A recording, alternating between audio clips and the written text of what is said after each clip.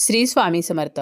हिंदू धर्मामध्ये काही दिवस हे अत्यंत शुभ मानले जातात. काही अशा तिथी असतात की या तिथींना विशेष महत्त्व असते. त्यापैकीच एक दिवस म्हणजे गुढीपाडव्याचा दिवस. 3.5 मुहूर्तांपैकी एक संपूर्ण शुभ मुहूर्त म्हणजे गुढीपाडवा. गुढीपाडव्याच्या मुहूर्तावरती आपल्याला काही वस्तू या चुकूनही कोणालाही द्यायच्या नाहीत, अन्यथा माता लक्ष्मी ही घरातून निघून जात असते. गुढीपाडवा हा सण चैत्र शुद्ध प्रतिपदेला येत असतो. चैत्र महिन्यापासून वसंत ऋतूच्या आगमनाला सुरुवात होते. वातावरणात बदल होतात. जुनी पाने गळून झाडांना नवी पालवी फुटते. 3.5 मुहूर्तांपैकी एक मुहूर्त असलेल्या गुढीपाडव्याच्या दिवशी बरेचसे लोक सोने खरेदी, चांदी खरेदी, घर खरेदी, वाहन खरेदी करत असतात. त्याचप्रमाणे छोट्या मोठ्या वस्तूंची खरेदी करण्यासाठी सुद्धा गुढीपाडवा हा अत्यंत चांगला शुभमुहूर्त असतो.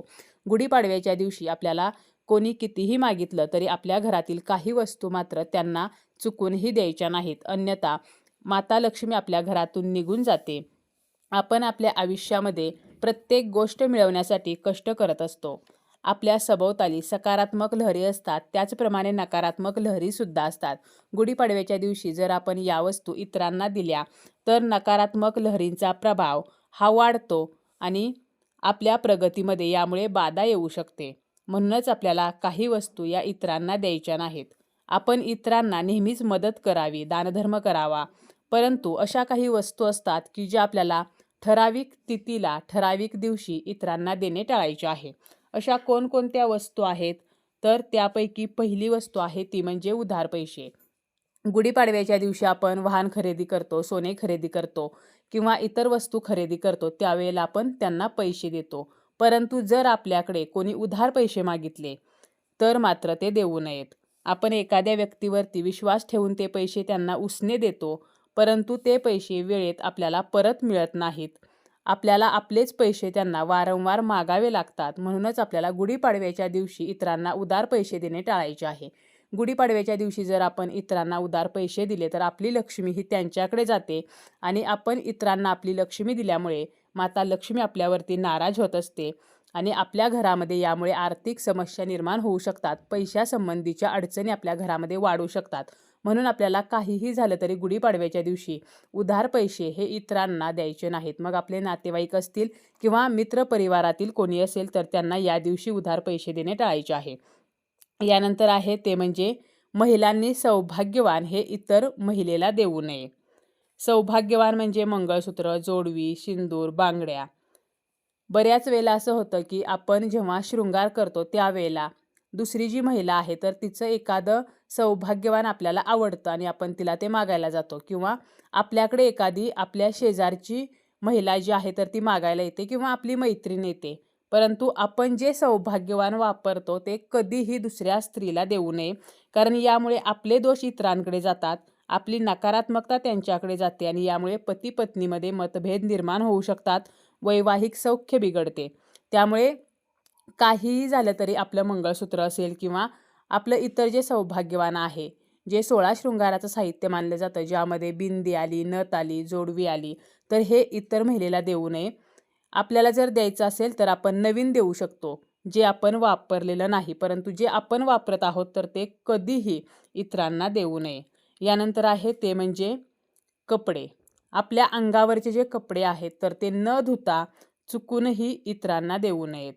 आपले बेडशीटसुद्धा कधीही इतरांना देऊ नये.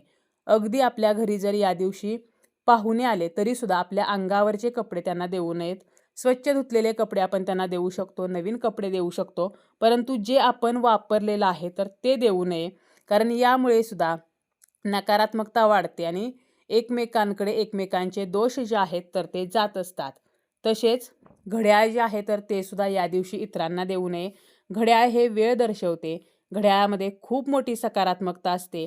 असं म्हटलं जातं की घड्याळ हे आपले भाग्य दर्शवते. त्यामुळे आपल्याला आपल्या मित्रमैत्रिणींना किंवा नातेवाईकांना आपण जे घड्याळ वापरतो तर ते घड्याळ अजिबात देऊ नये.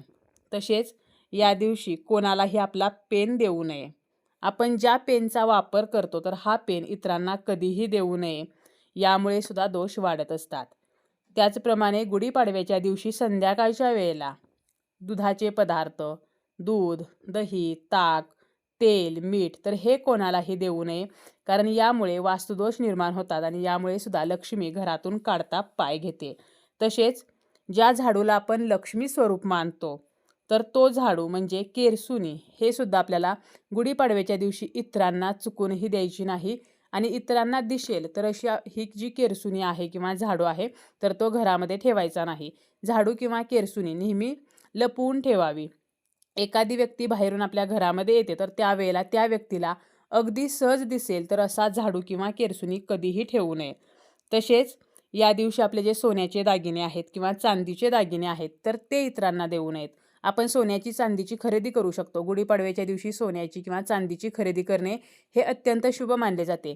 परंतु आपले जे दागिने आहेत तर ते मात्र या शुभ मुहूर्तावरती इतरांना देऊ नयेत. कारण सोन्या चांदीच्या दागिन्यामध्ये सुद्धा लक्ष्मीचा वास असतो. आपल्या घरातील जे धने आहेत तर हे सुद्धा देऊ नयेत. कारण धने जे आहेत तर ते सुद्धा लक्ष्मीला खूप प्रिय आहेत. त्यामुळे लक्ष्मीला ज्या ज्या वस्तू प्रिय आहेत तर त्या इतरांना द्यायच्या नाहीत. मग यामध्ये धन्याबरोबरच हळद आली, त्याचप्रमाणे लवंग, वेलची ह्या जर वस्तू आपण इतरांना दिल्या तर यामुळे आपली कुलदेवी नाराज होते, महालक्ष्मी नाराज होते आणि आपल्यावरती जर कर्ज असेल तर ते फिटत नाही आणि आपल्या घरामध्ये आर्थिक अडचणी निर्माण होतात. त्याचप्रमाणे आपल्याला या दिवशी धारदार वस्तूसुद्धा इतरांना देणे टाळायचं आहे. मग यामध्ये सुई आली, कात्री, चाकू ज्या धारदार वस्तू आहेत, टोकदार वस्तू आहेत तर त्या इतरांना जर आपण या दिवशी दिल्या तर यामुळे नात्यामध्ये कटुता निर्माण होत असते.